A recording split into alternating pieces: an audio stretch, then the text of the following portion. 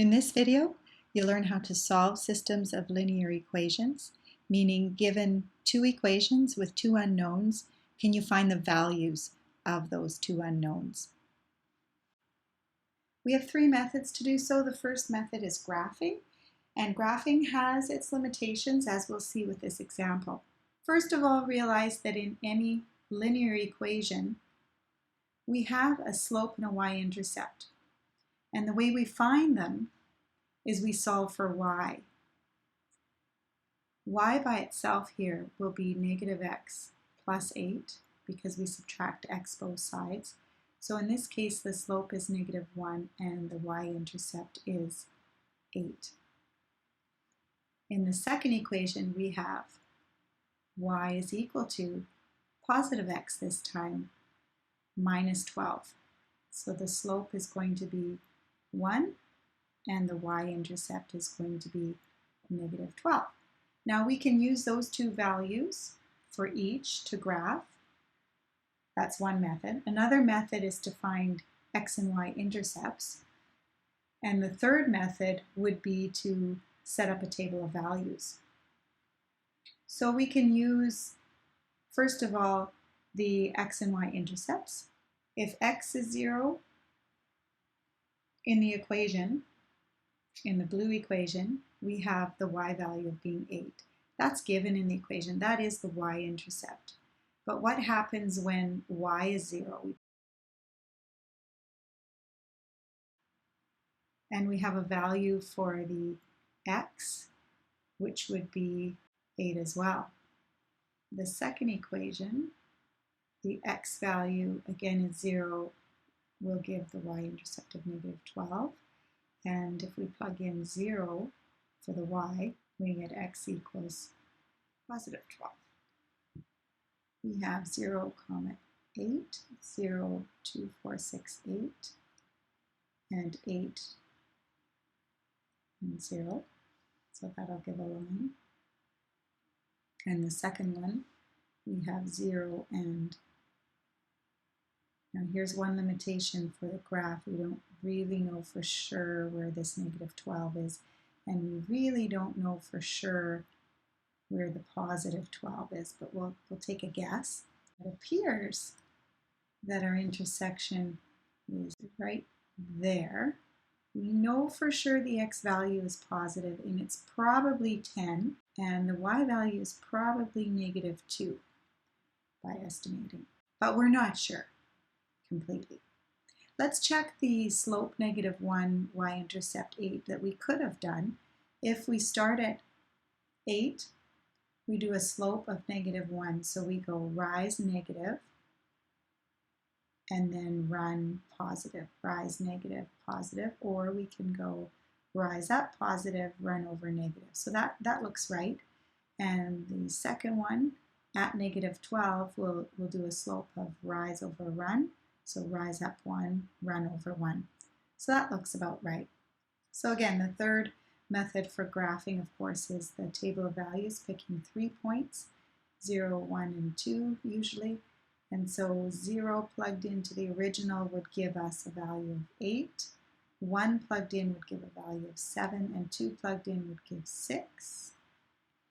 So we can double check. 1 goes with 7, yes. 2 goes with 6. 2, 4, 6, and 2. Yes, that works.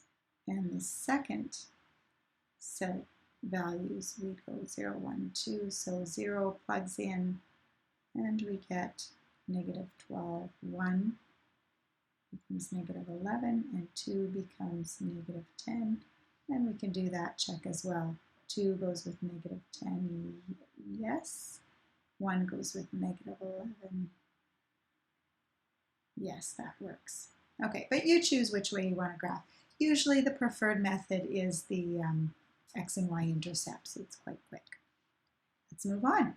Solving linear systems by substitution. So we'll start with the same two equations and see if we get the same coordinate as the intersection. Now, we still need to isolate one of the variables. It doesn't matter which one. So negative x plus 8 we've done already. Now substitution involves taking that value for y in the first equation and plugging it into the second. So we will have x minus the minus x plus 8 is equal to 12. That was the y value. Now we have a distribute with this negative 1. So x plus x subtract 8 is equal to 12. 2x minus 8 equals 12. Circle that chunk with the x and add 8 first to make that a zero pair. So we have 2x isolated on the left side.